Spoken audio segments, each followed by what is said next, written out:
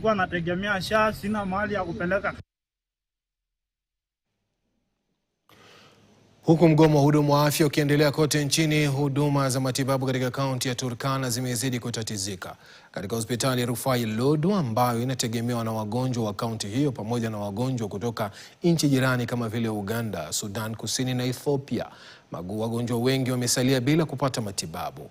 Wakizungumza kwenye hospitali ya rufaa ya Lodwar, baadhi ya wagonjwa na wakazi katika hospitali hiyo wanasema wamelazimika kutafuta huduma katika hospitali za kibinafsi mjini Lodwar. Wengine waliotarajiwa kufanyiwa upasuaji wameshindwa kuhudumiwa. Kwa upande wake, waziri wa afya wa kaunti ya Turkana Dr. Joseph Epem amewataka wakazi kuendelea kujisajili katika bima ya afya ya jamii ya SHA ili waweze kupata matibabu kwa urahisi katika hospitali nyingine za kibinafsi.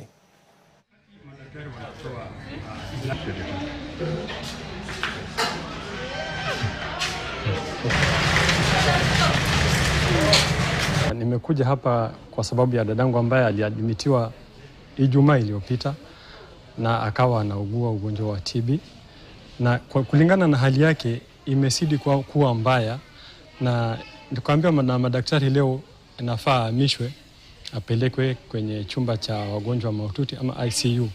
Lakini kwa sababu ya mgomo ambayo inaendelea leo Kenya hii imeshindikana, imekuwa vigumu kwa kuwa hakuna daktari hata mmoja ambaye ako katika chumba kile cha wagonjwa mahututi. Nilileta hapa mgonjwa, ilikuwa ni Saturday mpaka saa hizi. Sasa ilikuwa inafaa leo apelekwe ICU. But kufika ICU hakuna daktari hata mmoja. Sasa daktari akatuambia tumrudishe tu hapa hivi, wamwangalie kwa hapa hivi. Hakuna vile wao watafanya sababu huko hakuna daktari. Nimeleta mgonjwa kwa hapa hivi, amekuwa mgonjwa almost 1 month. Anafaa kurifaiwa zaidi Eldoret, but kwa nje ya madaktari kugoma imeshindikana hata vile ataandikishwa karatasi ya kumrifaa Eldoret.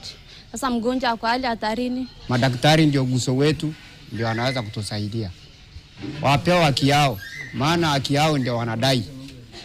Sababu wanapofanywa mazuri ndio atatibu sisi kwa njia, atatibu watu kwa njia nzuri.